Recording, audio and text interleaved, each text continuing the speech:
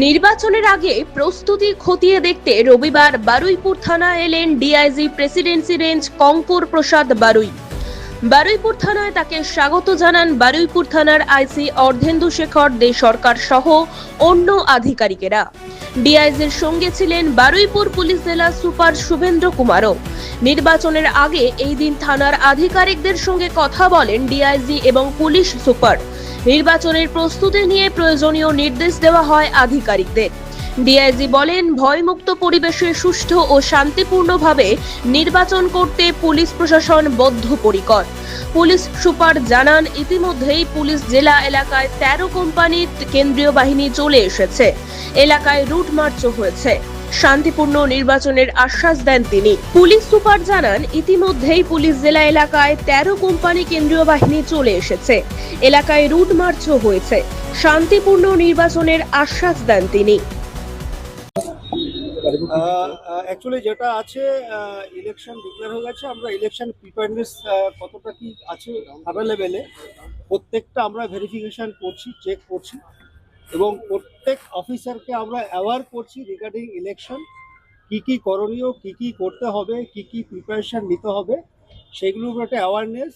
এবং ইলেকশন কমিশনের যে মোটো, সেটা সব অফিসার থেকে হোমগার্ড সবার মধ্যে যেন সবাই যেন অ্যাওয়ার থাকে আমাদের ইলেকশন রিলেটেড কি কাজ করণীয়, কি কাজ আমরা করব, সেই বার্তাই সবার মধ্যে যেন পৌঁছয় এবং ইলেকশনটা যাতে একদম fair, free, without any fear conduct হয়, সেই উদ্দেশ্য বার্তাটাই আমরা সমস্ত অফিসার ফোর্স যারা আছে সেটা দিতে এসেছি এবং আমরা চেষ্টা করব যে ইলেকশনটা ফুলফিল ভালো করে পাস করব। আমরা ফুলি প্রিপেয়ার্ড আছি, প্রিপারেশন নিয়েছি, প্রিভেন্টিভ অ্যাকশনগুলো করা হয়েছে অনেকটা। আমাদের যে নন অ্যাভেলেবল ওয়ারেন্টগুলো আছে সবকে এক্সিকিউট করা হয়েছে। যারা ইন্টিমেট করে ওদেরকে ট্রাভেল মঙ্গার হিসাবেও দেখানো হয়েছে, বাউন্ড ডাউন করা হয়েছে। সিএপিএফ বাহিনীকে প্রত্যেক বুথে ঘোরানো হয়ে গেছে। That process has already been completed. আর যতগুলো বুথ আছে আমরা বারবার ঘোরাবো। আর যে এলাকাগুলো আছে সব জায়গা সিএপিএফকে নিয়ে আমরা রুট মার্চগুলো করছি।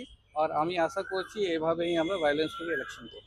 ফায়ার আর্মস আছে আপনার বিভিন্ন জায়গায় ইলিগাল, যেটা সেই আমরা যেখানে যেখানে পাচ্ছি ওই হিসাবে আমরা সোর্স ইনফরমেশন হিসাবে আমরা অ্যাকশন নিচ্ছি। আমরা অনেকটা উদ্ধারও করেছি, पर এইরকম কিছু নেই কি এখানে খুব বেশি আমরা আর্মস এখনই পাচ্ছি না।